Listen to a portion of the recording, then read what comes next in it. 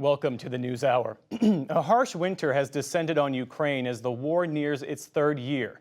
And Ukraine's President Volodymyr Zelenskyy is here in Washington urging Congress to unfreeze badly needed military aid. That debate over aid comes as a declassified U.S. intelligence assessment details staggering losses for Russia. Nearly 90% of its pre-war force either killed or wounded in Ukraine.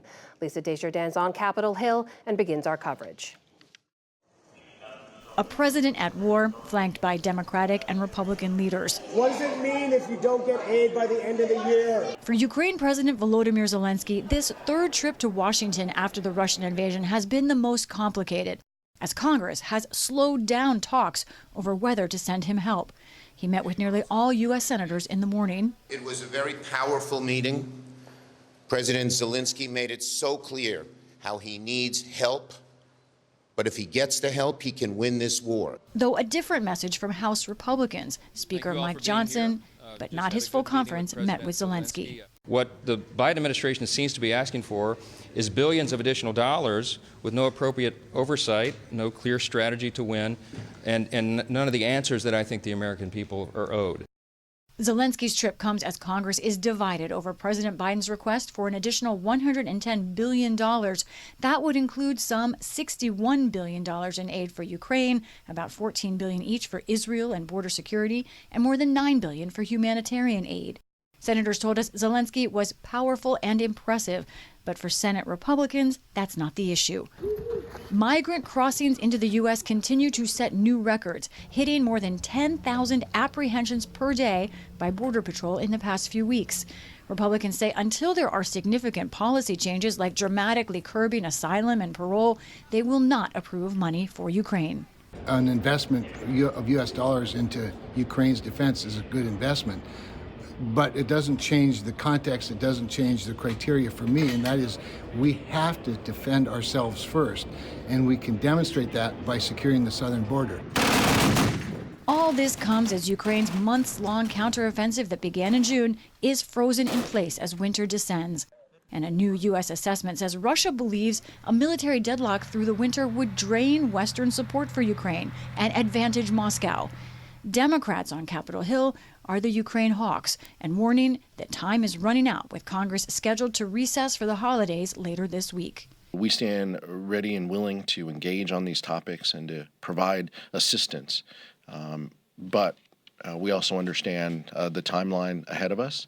The calendar is a concern. And I'm willing to do significantly more. President Biden has signaled he's willing to tighten border laws, but Democrats and Republicans are far apart on a possible deal. Now, Republican Senate leader Mitch McConnell is openly saying Biden must personally get involved. Welcome back. Which made his meeting with Zelenskyy this afternoon a potential pivot point.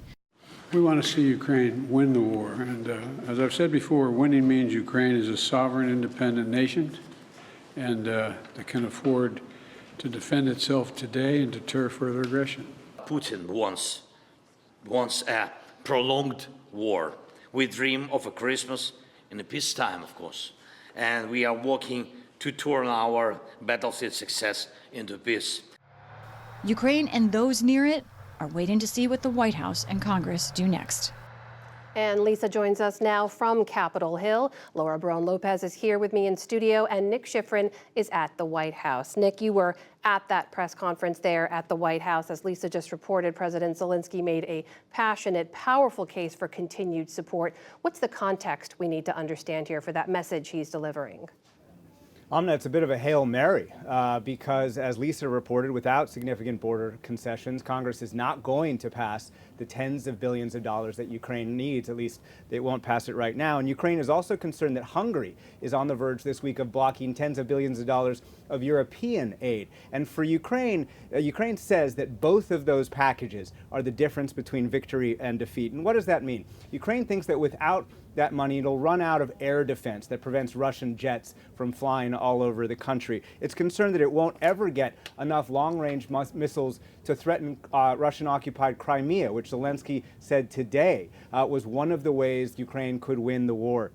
And Ukraine is concerned that it won't be able to pay its bills. Its government needs $4 billion a month just to pay its bills. Samantha Power, USAID director, today said that without ongoing economic assistance, Putin can win the war without Russian forces firing another shot. That said, Amna, it's important to note that the Pentagon says it still has $900 million worth of funds that it could use to replenish for weapons that it can still send to Ukraine today, even if Congress doesn't pass that aid. Laura, you know a number of foreign leaders come to visit Washington. President Biden doesn't always host a joint press conference like the one today. What does this moment, this war, and also the threat of no more aid for Ukraine mean for President Biden? It's a big deal for the president, Amna. I mean, the president, as well as the White House, has made clear time and time again that if additional funding is not passed by Congress, then the money that they currently have allocated for Ukraine, it runs out at the end of the year. And aides inside the White House are definitely frustrated. That's what I've been hearing from them. They essentially are saying that, you know, the president's key foreign policy mission of keeping NATO unified in the face of Russian aggression is at stake here. And also, the president has promised that he is someone who can maintain U.S. leadership on the world stage. He can combat autocracies and authoritarianism. And if this doesn't happen, if this doesn't pass, then it's much more difficult to keep allies united on that front. Another big thing, Amna, is that President Biden is trying to make this argument alongside the Ukrainian president, this pressure campaign on Congress. And the two big messages from him are Putin won't stop there, won't stop here. We heard him say that tonight.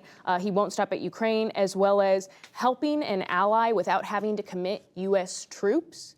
Helping an ally degrade the military of one of the biggest adversaries, that is Russia, should be a key national security priority for the United States. And you heard him say that he would hope that Republicans would not would not align themselves with Russia and the propaganda that is coming out of Russia. So, Lisa, take us inside Capitol Hill now. Republicans were there. They personally heard those pleas from President Zelenskyy. Are their demands on border policy still the same?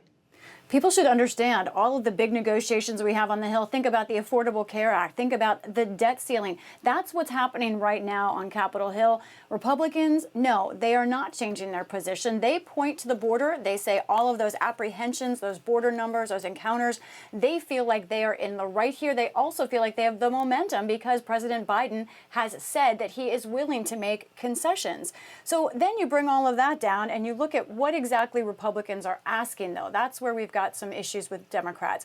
Let's look at three things that they're asking for example. First, on asylum, Republicans would like to block, in fact, many at least, asylum seekers from entering this country, especially those from South and Central America. They would like to make expedited removal a national program, meaning that some immigration officers could challenge almost anyone in this country, and if they weren't documented, felt like they were undocumented, they could expedite removal. And then also, they would like to limit different types of parole, including humanitarian parole. Now, some of those programs, Democrats think could be adjusted, but they are worried that what Republicans are proposing here could lead to a national dragnet that could sweep up people who have legitimate claims and even have legal status in this country. So that's where those talks are right now. So, Lisa, where do negotiations go from here? What happens next?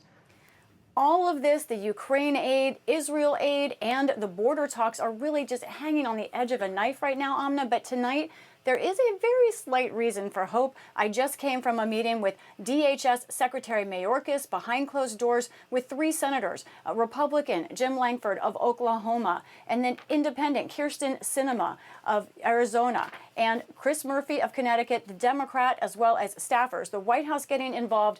Kyrsten Sinema walked out of that meeting and told me that they did make substantive progress. We all have heard that before, but there is hope that they can do this. They are running out of time.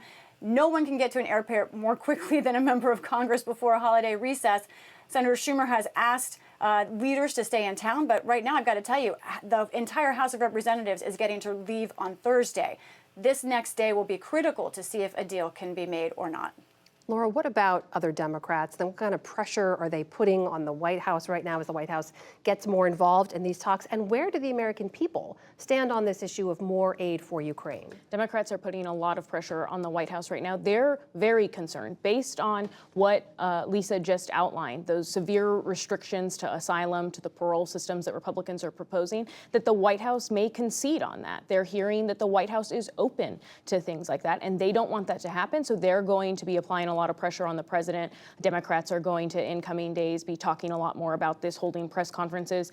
But as for where voters stand, Amna, we have a new NewsHour NPR Marist poll that will be released tomorrow, and we asked voters if they believe the U.S. should authorize additional funding to support both Ukraine and Israel. A total of 32% said yes. That's 41% Democrats, 26% of Republicans are saying more support, and 32% of independents. And then for those that believe that the U.S. should not authorize additional funding for either war, a total of 36%, 24% of Democrats, 39% of Republicans, and 38% of independents. So in total, our poll found that 48% of Americans support giving additional aid to Ukraine. But you see that there's not a lot of support there among Republicans in particular. One thing that is kind of key context there, Amna, and Senate Minority Leader Mitch McConnell has said himself that support among Republicans has gone down because of the rhetoric from former President Donald Trump. Nick, when you look at where the war is right now, a war you've spent so much time covering on the ground as well, the head of the Ukrainian military is now calling the war a stalemate. What does that mean for U.S. policy?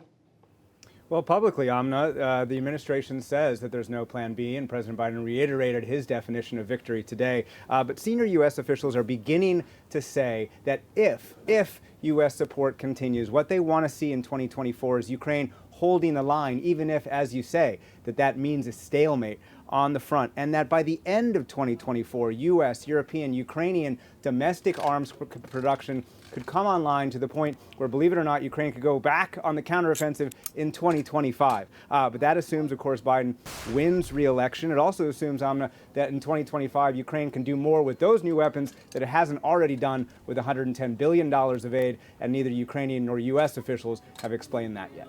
Nick Schifrin at the White House, Lisa Desjardins on Capitol Hill, Laura Brown Lopez here with me in studio. Thank you to you all.